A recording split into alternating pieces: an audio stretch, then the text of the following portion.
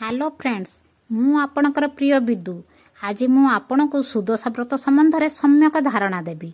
उत्कलीय संस्कृति रे ओषा व्रतर यथेष्ट गुरुत्व रही। ओडिशा रे पालन हेउथुवा पर्वपर्वाणी मानक मध्यरु सुदशा व्रत हेउची अन्यतम। ऐश्वर्यर देवी माँ लक्ष्मी को आराधनार पर्व हेउची सुदशा व्रत।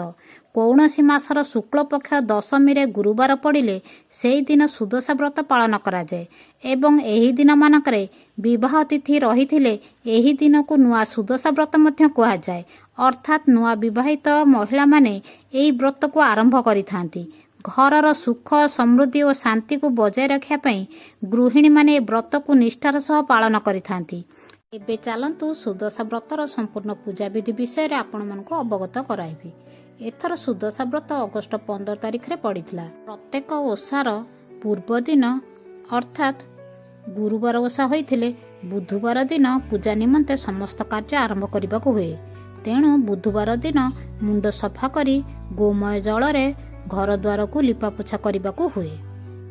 ଏହା ପରେ ओषार व्यवहृत समस्त जिनिस वस्त्र खटुली और बासन आदि को सफा करी सुखाई धुआ होइथिबा स्थान रे रखा जाए। ଏହା ପରେ चाउल बतुरा जाए पिठा और चिता पई। गंधगुला हलदी मध्य भिजाई रखा जाए। सेही दिन महिला माने अरुआ खाई थांती कारण रात्रे मध्य मांकर पूजा विधि काम किछि करिबाकू थाए। आगरू भिजेई रखिथिबा अरुआ चाउल को भल भाबरे दली चकटिकी धोई नबा। ताहाकू गोटे कणा थिबा जाली रे छाणी ताकू रखिदबा। पुणी भल एक पानी देई ताहाकू ग्राइंडर रे ग्राइंडिंग करिबा। ग्राइंडर रे छांकीकी चाउल को पानी देई भल भाबरे ग्राइंडिंग करनबा। ग्राइंडिंग करबा एमिति जेमिति हाथ को पिठौटी पतला लागुथिबो। एहा परे गोटे गिना आनी चिता पई बाहर करी रखिबा। अन्य एक पात्र रे पिठा पई बाहर करी रखिबा। गुरुवार मध्य रात्रि उठी हलदी लगाई मुंड धोई स्नान कली। एहा परे कजोल सिंदूर लगाइली। आम हिंदू शास्त्र रे अछि बधुटीए 4टी स्थान रे सिंदूर लगाई थाए। सिंदूर लगाइबा द्वारा स्वामीकर आयुष बढ़ी थाए। सिंदूर सिंथी मथा बेक और मणिबंधरे लगाइबे। यह द्वारा स्वामींकर मंगल होइथाए। सिंदूर पिंधुथुवा बेले आमे चूड़ी आउ शंखरे मध्य सिंदूर लगाइबा उचित। सिंदूर लगाइला बेले जुग्म देवादेवींकर नाम को स्मरण करिवे। जेपरि मु कहे ओम श्री लक्ष्मी नारायण नमः। प्रत्येक स्त्री सिंदूर लगैला बेले एई भली नाम उच्चारण करिबा उचित। सिंदूर लगे सारला परे सिंदूर फरुआ को प्रणाम करिवे एवं दुई मणिबंध को मध्य प्रणाम करिवे। शेषरे मां को प्रणाम करी स्वामींकर आयुष कामना करिवे। ओम श्री लक्ष्मी नारायण नमः। गाधोई आसी मां को बसिबा स्थान रे कोठी काटी 10 पाखुड़ा विशिष्ट पद्म आंकी सुंदर भावरे चित्रित करा जाई रखा जाइथिला। तापरे खटुली और अन्यान्य व्यवहार सामग्री को पीठ और सिंदूर द्वारा सजा जाइथिला। गुआ और मां का मूर्ति को हलदी गंधगोला रे धुआ जाई सुदशा बसुथबा कुंचा रे हलदी और गंधगोला रे मुखा तैयारी करा जाई। सेथिरे कौड़ी रे आखि तैयारी करा जाइथिला एवं सिंदूर कजोल देई मां को सेठरे स्थापना करा जाइथिला। प्रथमे दांड दुआर रे गोमय जल रे लिपा होइथिबा स्थान रे झोटी देई गंध पुष्प धूप और पंचामृत देई मां लक्ष्मीकर आवाहन करा जाए। तापरे घर आगरे थिबा मां वृंदावती को पूजा करा जाए। तापरे घर दुआर मुहरे दुई पार्श्वरे कलश बसाई श्री गणेश को आह्वान करा जाए। एहा परे कुंचारे धान देई मांकर मुखटा को ता उपरे स्थापना करा जाए एवं मां को मुखरे मध्य धान दिया जाए।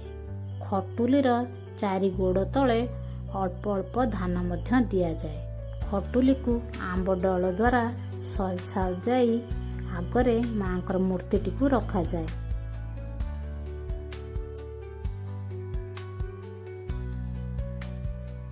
ଚୁଲାରେ ଏକ କଡ଼େଇ ବସାଇ ନେବା ଓ କଡ଼େଇରେ ପୂର୍ବରୁ ବାଟି ରଖିଥିବା ଚାଉଳରେ ଅଳ୍ପ ପାଣି ଦେଇ ତାହାକୁ ପତଳା କରି କଡ଼େଇରେ ଢାଳିବା ଓ କଡ଼େଇରେ ଜନ୍ତୁଣୀକୁ ଧୀରେ ଧୀରେ ଗୋଳେଇବା ଫଳରେ ତଳର ଜନ୍ତା ପିଠଉଟି ଧୀରେ ଧୀରେ ସିଝି ଆସିବ ଏବଂ ତାକୁ ବାରମ୍ବାର ଏଇଭଳିଆ ଗୋଳଉଥିବା, ନଚେତ ତଳେ ପିଠଉ ଲାଗିଯିବ। ଧୀରେ ଧୀରେ ଗୋଳେଇବା ଫଳରେ ତଳ ଅଂଶ ଧୀରେ ଧୀରେ ସିଝି ଆସିବ। ଏଇଭଳି ଭାବରେ ପିଠଉଟି ଜନ୍ତି ହୋଇଯିବ।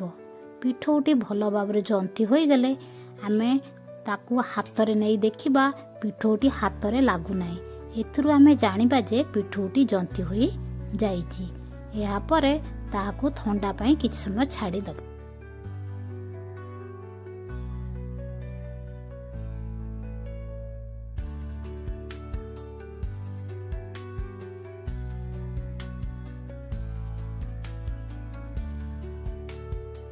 ଏହାପରେ ଚୁଲାରେ ଏକ କଡ଼େଇ ବସାଇ ନେବା ଏବଂ ଆଗରୁ କୋରି ରଖିଥିବା ନଡ଼ିଆ, ଛେନା, ଚିନି କିମ୍ବା ଗୁଡ଼ ଦେଇ ତାହାକୁ ଭଲ ଭାବରେ ଭାଜି ନେବା। ଏହା ସହିତ ଅଳେଇଚ ଗୁଣ୍ଡ, ଗୋଲମରିଚ ଗୁଣ୍ଡ, ମିଶ୍ରି ଟିକେ, ମହୁ, ଘିଅ, ଅଦା ଅଳ୍ପ ଦେଇ ଏହାକୁ ଭଲ ଭାବରେ ଭାଜି ନେବା। ହାତକୁ ଅଠା ଅଠା ଲାଗିଲେ ଆମେ ଜାଣିବା ଯେ ପୁରଟି ସମ୍ପୂର୍ଣ୍ଣ ଭାଜି ହୋଇଯାଇଛି। ଏହାପରେ ଅନ୍ୟ ଏକ ପାତ୍ରକୁ ବାହାର କରି ନେବା।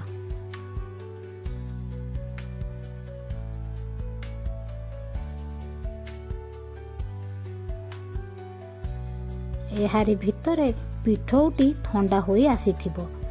ଆମେ ଗୋଟେ ଡିସ୍ଟେ ନେଇ ସେଥିରେ କିଛି ପାଣି ଦେଇ ପିଠା ସିଝିବା ପାଇଁ ଗୋଟେ କଣା ଥାଳିଟେ ତାରି ଉପରେ ରଖିନେବା ଓ ଉପରେ ଗୋଟେ ଘୋଡ଼ଣୀଟେ ଦେଇ କିଛି ସମୟ ପାଇଁ ପାଣିକୁ ଗରମ ହେବାକୁ ଛାଡ଼ିଦେବା। ଏହି ସମୟ ଭିତରେ ଆମେ ଜନ୍ତୁଣୀଟିକୁ ନେଇ ଭଲ ଭାବରେ ଦଳି ଦେଇ ସେଥିରେ ଛୋଟ ଛୋଟ ଗୁଳାମାନ କରି ପିଠା ଗଢ଼ିବା। ପିଠାକୁ ଗଢ଼ିବା ସମୟରେ ଟିକେ ପାଣି ହାତ ହୋଇ ପିଠାକୁ ଗଢ଼ିବା। ଆଉ ତାକୁ ଗୋଟେ ଖୋଳ ସବୁ କରି ତା ଦେହରେ ପୁର ଦେଇ ଆମେ ପିଠାଟିକୁ ଗଢ଼ି ନେବା। ଏଇଭଳି ଭାବରେ ମାଙ୍କ ପାଇଁ 10ଟି ପିଠା ଓ ଶ୍ରୀ ଗଣେଶଙ୍କ ପାଇଁ 5ଟି ପିଠା ଗଢ଼ି ନେବା। ପିଠା ଗଢ଼ିବା ଭିତରେ ପାଣିଟି ଭଲ ଭାବରେ ଗରମ ହୋଇଯାଇ ଫୁଟୁଥିବ। ଆମେ ଗଢ଼ିଥିବା ପିଠା ଗୁଡ଼ିକୁ ତାରି ଉପରେ ଥୋଇଦେବା ଓ ଘୋଡ଼ଣୀଟିକୁ ଭଲ ଭାବରେ ଘୋଡ଼େଇ ନେବା। କିଛି ସମୟ ପାଇଁ ଆମେ ତାକୁ ସିଝିବାକୁ ଛାଡ଼ିଦେବା। ପୁଣି କିଛି ସମୟ ପରେ ଘୋଡ଼ଣୀଟିକୁ କାଢ଼ି ଦେଖିବା ପିଠା ଗୁଡ଼ିକ ସିଝି ଆସିଛି। ଏହାପରେ ଆମେ ଚୁଲାଟିକୁ ବନ୍ଦ କରିଦେଇ ପିଠା ଗୁଡ଼ିକୁ ଧୀରେ ଧୀରେ ବାହାର କରିବା। ପ୍ରଥମେ ଗୋଟେ ଥାଳିରେ ପତ୍ରଟେ ନେଇ ଶ୍ରୀ ଗଣେଶଙ୍କ ପାଇଁ 5ଟି ପିଠା ବାହାର କରି ନେବା ଓ ମାଙ୍କ ପାଇଁ ଗୋଟେ ବଡ଼ ଥାଳି ଆଣି ସେଥିରେ କଦଳୀ ପତ୍ର ରଖି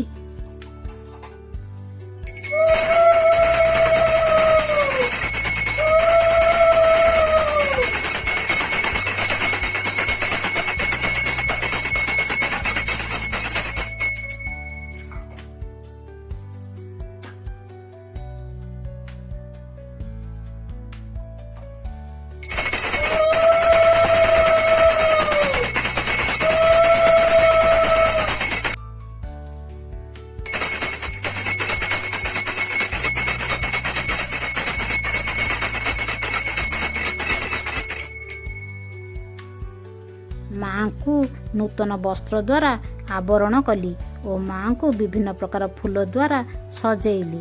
ମାଙ୍କ ପାଖରେ ଗୋଟେ କଦଳୀ ପତ୍ର ରଖି ସେଥିରେ ଧାନ ଦେଇ ଗୋଟେ କଳସଟିଏ ସ୍ଥାପନା କଲି। କଳସ ଉପରେ ଆମ୍ବ ଡାଳଟିଏ ଓ ଗୋଟିଏ ନଡ଼ିଆ ଫଳ ରଖିଲି।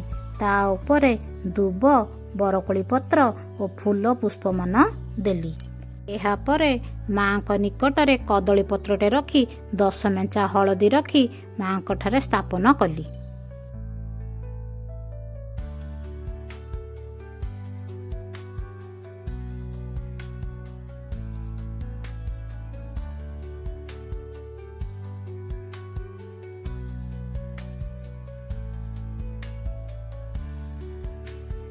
ପ୍ରଥମେ କଳସ ନିକଟରେ ଧୂପ ଦୀପ ନୈବେଦ୍ୟ ଦେଇ ପଞ୍ଚାମୃତ ଭୋଗ କଲି।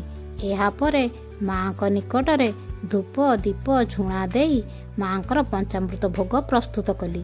ପଞ୍ଚାମୃତ ଭୋଗରେ ନଡ଼ିଆ, କଦଳୀ, ଛେନା, ଘିଅ, ମହୁ, ଅଳେଇଚ, ଗୋଲମରିଚ, ମିଶିରି ଓ କର୍ପୂର ଆଦି 10 ପ୍ରକାର ଜିନିଷ ମିଶ୍ରଣରେ ପଞ୍ଚାମୃତ ଭୋଗ ପ୍ରସ୍ତୁତ କଲି।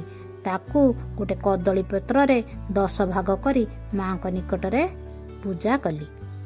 ଏହାପରେ ଧୂପ ଦୀପ ଝୁଣା ଦେଇ କଳସ ନିକଟରେ ପ୍ରଥମେ ମଣ୍ଡା ଭୋଗ ଦେଲି ଓ ତାପରେ ଧୂପ ଦୀପ ଝୁଣା ଦେଇ ମାଙ୍କ ନିକଟରେ ଭୋଗ ଦେଲି।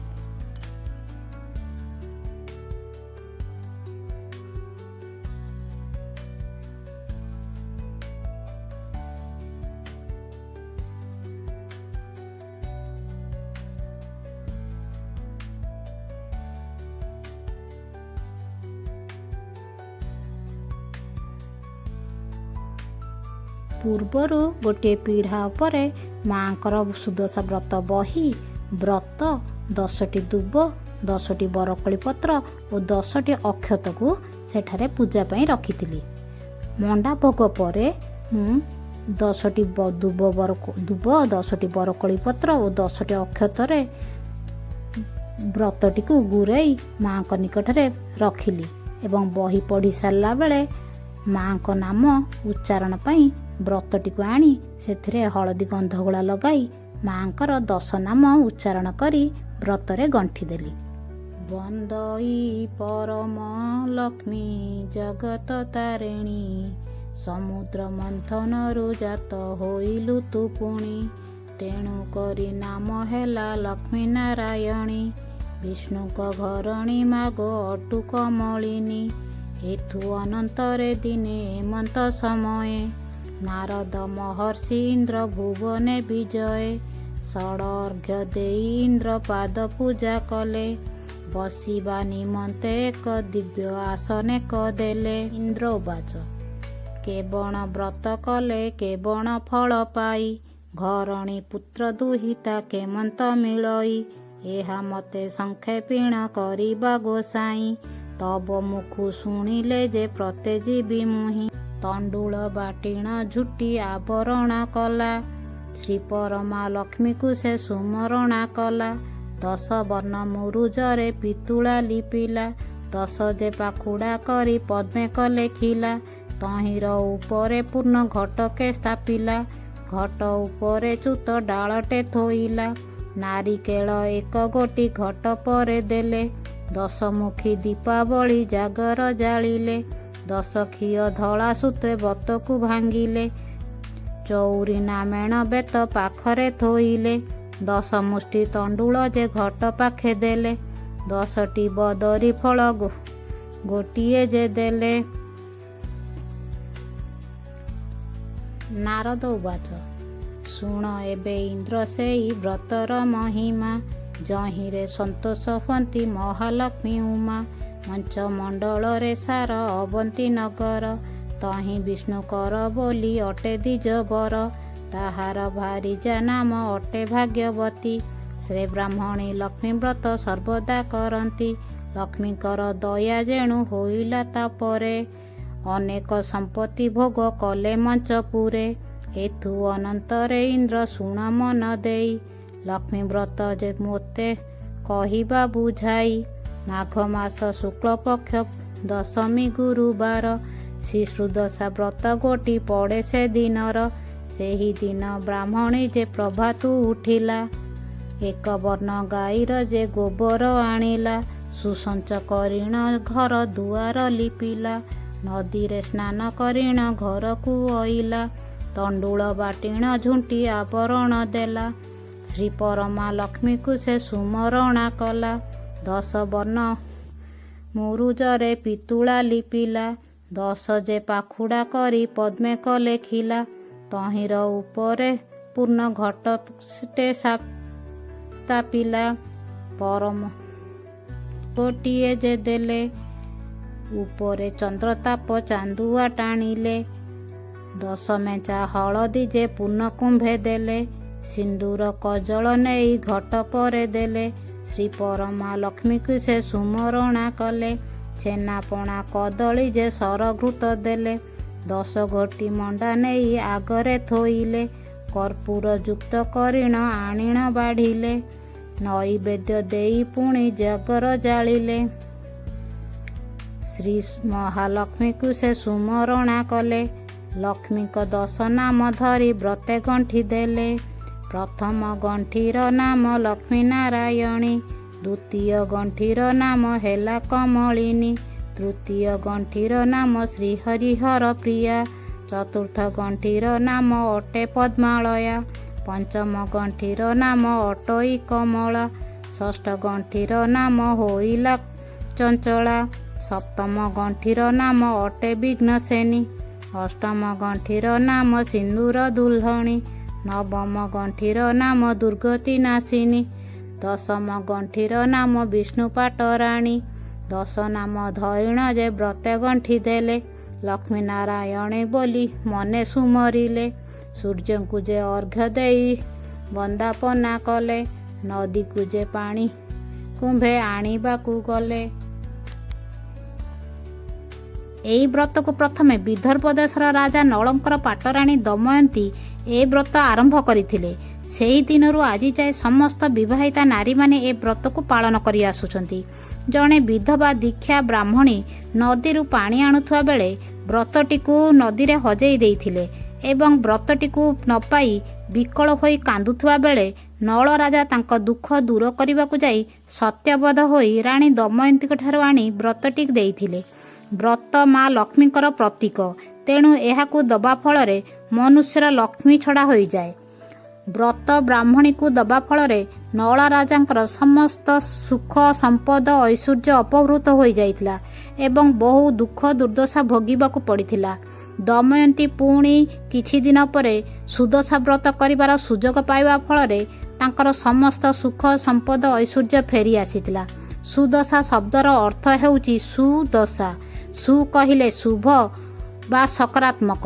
ଦଶା ଶବ୍ଦର ଅର୍ଥ ହେଉଛି 10 ଅଙ୍କର ମହତ୍ତ୍ୱ। ଏହାର ଅନ୍ୟ ଅର୍ଥ ହେଉଛି ମନୁଷ୍ୟର ଦୁର୍ଦ୍ଦଶାରୁ ସୁଦଶାକୁ ପରିଣତ କରୁଥିବା ବ୍ରତଟିର ନାମ ହେଉଛି ସୁଦଶା ବ୍ରତ।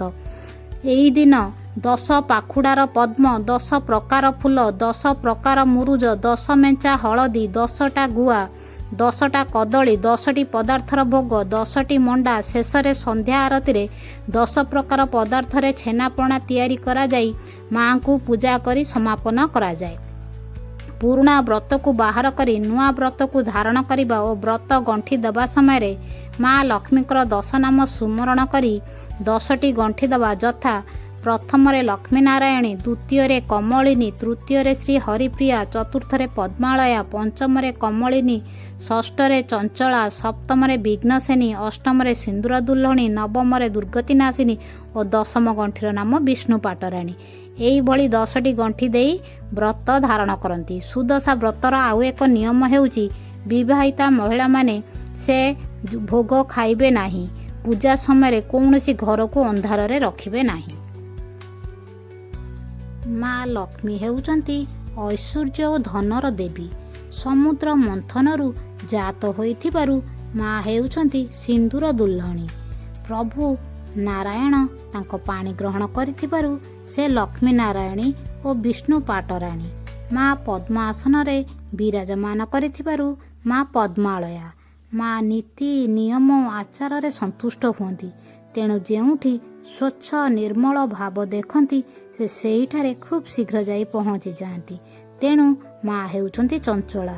ଏଇଭଳି ମା ଅନେକ ନାଁରେ ପରିଚିତ। ଆପଣମାନଙ୍କୁ ମୋର ଭିଡ଼ିଓଟି କେମିତି ଲାଗିଲା କମେଣ୍ଟ ଦ୍ୱାରା ଜଣାଇବେ। ଯଦି ଚ୍ୟାନେଲକୁ ନୂଆ ଆସିଥାନ୍ତି ତେବେ ସବସ୍କ୍ରାଇବ୍ କରିବେ ଓ ଅନ୍ୟମାନଙ୍କୁ ସେୟାର କରିବେ।